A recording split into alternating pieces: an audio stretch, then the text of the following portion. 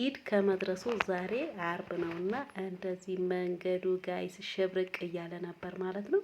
እንዲሁም በበጎች፣ በበሬዎች፣ በፍየሎች በነገራችን ላይ እኔ ብዙ አልቀረጽኩም ፈርቼ። እኔም እንግዲህ ያቅምቲ እንዳው ሌላው እንኳን በሬው እንኳን ቢቀር ለምን አንድ በግ ብዬ ካስባልት ዳር ወጥቼ ለመግዛት እናንተ ዶሮ ገዝቼ አልገባሁም።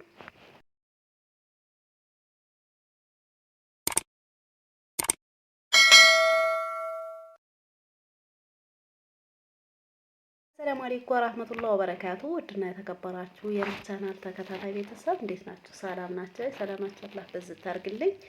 እንዲሁም ክርስቲያን ወገኖቼ ሰላም እያለሁ ሰላማችሁ ይብዛልኝ። ዛሬ እንግዲህ ከብዙ ጊዜ ከመጥፋት በኋላ ብቅ እያልኩ ነው ማለት ነው።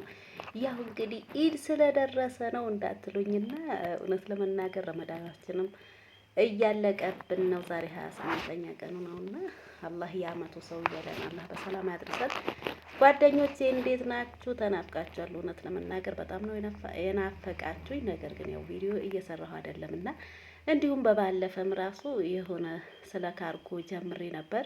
ብዙ ልጆች እየጠየቃችሁኝ ነው። ነገር ግን በቃ ለማብራራት ራሱ አልተመቸኝምና እስኪ ከእንግዲህ ደግሞ ላለመጥፋት እሞክራለሁ። ምክንያቱም እኔ ምለው ግን አገር ላይ ስትገቡ ምንድነው ነገሩ? እኔ እኮ እዛ እያለሁ ማለት ነው ምንድነው ሰኞቻችን ትንንሽ ዩቲዩበሮች ሀገር ከገቡ በኋላ ለምንድነው የማይሰሩ? ያው ታውቃላችሁ እኛ አረብ ሀገር በጣም ጠንክረን ከስራችንም ሆነን የሆነ ትንሽ ጊዜ እንኳን እንትን ብለን እንሰራለን ቪዲዮ ማለት ነው። ሁላችንም ጠንካራ ነን። ረመዳንም ባይሆን ረመዳንም ቢሆን እንሰራለን።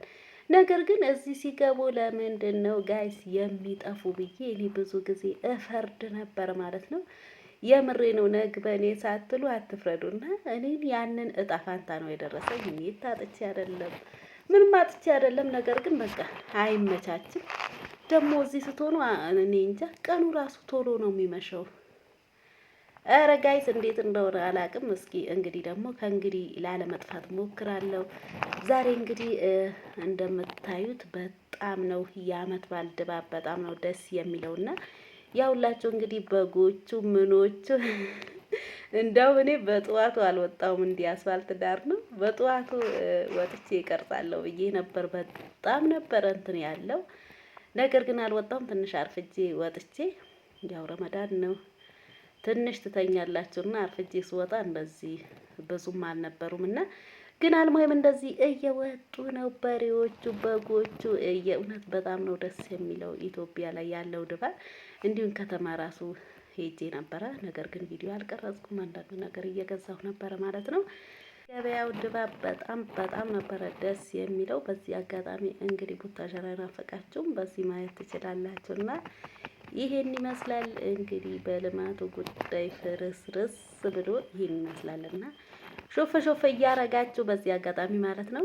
ያው አሁንም በቀደም በሰራሁት ቪዲዮ ካርጎ ብዙ ሰዎች ማለት ነው ብዙ ጓደኞቼ በቴሌግራም በኢሞ ደውለውም በሪከርድም እንዴት ነው በነፃ አወጣሁኝ የምትይ? እንዴት ነው እኔ ገና ካንቺ አልሰማሁ ምናምን ያላችሁኝ ያላችሁና ወላሂ ውሸቴ አይደለምና ከፈለጋችሁ ደግሞ ቀጣይ ወረቀቱ ይዤላችሁ ወረቀቱ እለጥፍላችኋለሁ ማለት ነው። ያላመናችሁ ማለት ነው። ያው እንግዲህ ወላሂ ብያችኋለሁ 10 ሳንቲም ሳልከፍል ነው ያወጣሁት ማለት ነው። እኔ ቀጥታ ነው ላኩት እንዳልኳችሁ። እኔ ያው ኮንትራት ነበርኩኝና ወረቀት ምናምን ማጻፍ አልቻልኩም። ነገር ግን እናቴ በጣም ብዙ ልጆች ራሱ እያወጡ ነበር ከኔ ጋር ማለት ነው። ያላመናችሁ በዚህ አጋጣሚ የምር ወረቀቱ ራሱ አሳያችኋለሁ። ነፃ የሚለው ነፃ የተጻፈውና በዚህ አጋጣሚ የማዳን ቅመሞች ብያችኋለሁ። ኮንትራትም ያላችሁ ኮንትራትም ያልሆናችሁ እንትናችሁ ይቃችሁ በቃ እኔ እንጃ የምሬ ነው ብላችሁ እኔ ራሱ ስታይ ነፃ ነው ብላ ስጽፈልኝ ማለት ነው። እቃሽ ምን አለው ነው ያለችኝ። አይ ምንም የለውም አልኳት አውቄ ማለት ነው። አዳዲስ እቃ ይሄን ያህል የለውም አልኳት። ግን ነበረው የምሬ ነው ወደ ምንጣፍ ራሱ ወደ 3 አዳዲስ ምንጣፍ ነበረውና በድ ልብሶችም እንደዛው እስከ 3 እንዲሁም አዳዲስ ፎጣዎች ነበረውና ግን አለው አለችኝ። አዳዲስ እቃ ብዙም የለውም ስላት አይ መኖርማ አለው አለችኝና እንዲሁም ደግሞ እስኪ ሁለተኛው ፓስፖርት ሻምጪ አለችኝ። ምክንያቱም ያው ብዙ ጊዜ የተሰራበት ያውቁት ይሆናል አላቅምና ጠለብም ሆናችሁ ከውጭ የምትሰሩ ብዙ ጊዜ ቆይታችሁ ስትመጡ ምንም ያህል ዕቃ ስታመጡ ያው ቦሌ ላይ ቀረጽ እንደሌለ ነውና እላችኋለሁ። እንዲሁም ደግሞ እዛ ላይ ማለት ነው በካርጎ እንደዚህ ቀረጽ የለም ምናምን ከቀረጽ ነጻ ብላችሁ ብዙ እዛ ላይ እዛ አገሩ ላይ ዱባይም ሆናችሁ ሳውዲም በጣም ብዙ ብር የምታስከፍሉ አላችሁ። አሁን እኔ ምንድነው ያለኝ ማለት ነው እዛ ከሳውዲ ነጻ ከቀረጽ ነጻ ለማስገባት እስከ የዛ ሀገር 4000 ሪያል ምናምን ነበር የጠየቀኝ ማለት ነው። ወላሂ 4000 ከቀር አይፈተሽም ምን አይልም ብሎኝ እንደዛ ነበር። ነገር ግን እኔ አልከፍልም ብዬ እንግዲህ ዝም ብዬ ነበረ ቀጥታ የላኩት። አልተፈታም፣ እዚህ ምንም አላለም። በነገራችን ላይ በዚህ አጋጣሚ እኔ ብቻ አይደለሁም፣ የምሬ ነው ብላችሁ በጣም ብዙ ልጆች እያወጡ ነበረ ማለት ነው። ስለዚህ የማዳን ቅመሞች ያው ብዙ ጊዜም ሰርታችሁ ከሆነ ኮንትራትን ከሆናችሁ ድብን እናደርጋችሁ ብዙ እቃ ይዛችሁ ኑ። ካላመናችሁ እንዳልኳችሁ ወረቀት መለጥፍላችኋለሁ።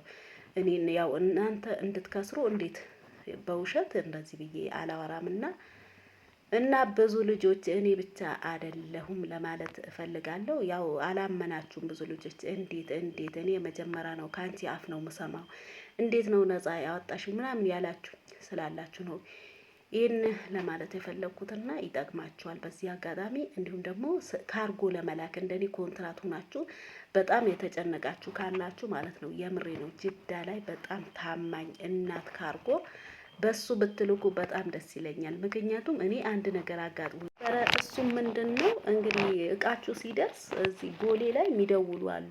እቃችሁ ደርሷል ኑ ውሰዱ ብለው ከደወሉ በኋላ 8 ዲጂት ቁጥር የሚሰጣልና የደወሉለት ለወንድሜ ነበር። ነገር ግን ወንድሜ አልሰጡኝም አለ። የሆነ ገበያ ላይ አርብ ቀን ነበረ፣ ጫጫታ ነበረ።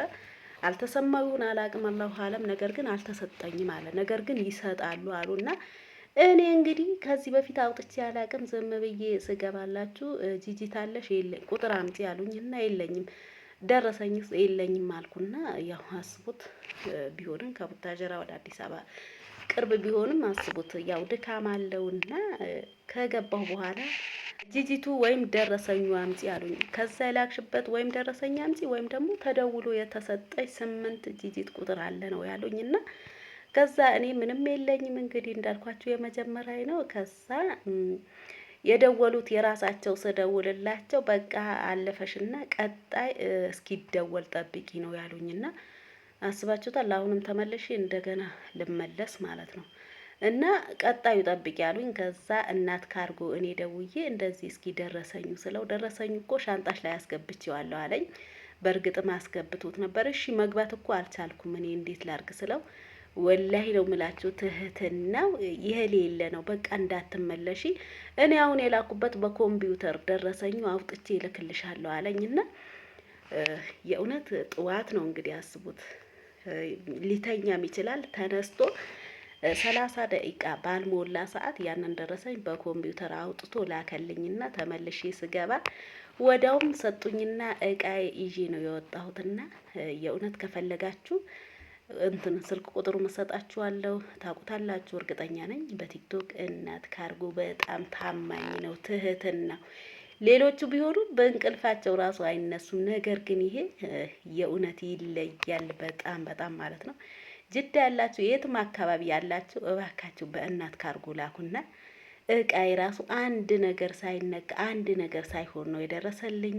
እንዲሁም ደግሞ እንዳልኳችሁ ትህትናው ተነስቶ ደረሰኝ ልኮልኝ እንዳትመለሽ አሁን አስተካክልልሻለሁ ብሎ ማለት ነው። በአንድ ቀን ሳልመለስ እቃ ይዤ ነው የወጣሁትና ጅዳ ያላችሁ የትም ያላችሁ የምሬ ነው በእናት ካርጎ ላኩ። ትህትናው ራሱ ልጁ ይለያል። የምሬ ነው ምላችሁ ላኩ። እንደው እኔ በስንት ተሰቃይቼ ስንት ማቃቸው ልጆች ጓደኞቼ እስኪ ታማኝ ካርጎ ገናኙን ወይም ስጡኝ ብዬ የስንቱ ለምኝ፣ ኧረ ታማኝ የለም እኛ አንድ ነገር ቢፈጠር ምናምን እያሉኝ እኔ ነገር ግን በቲክቶክ ነበር ያወራሁት። ነገር ግን የእውነት ይለያል። በዚህ አጋጣሚ ምነወር ማስታወቂያ ማለት ነበረ።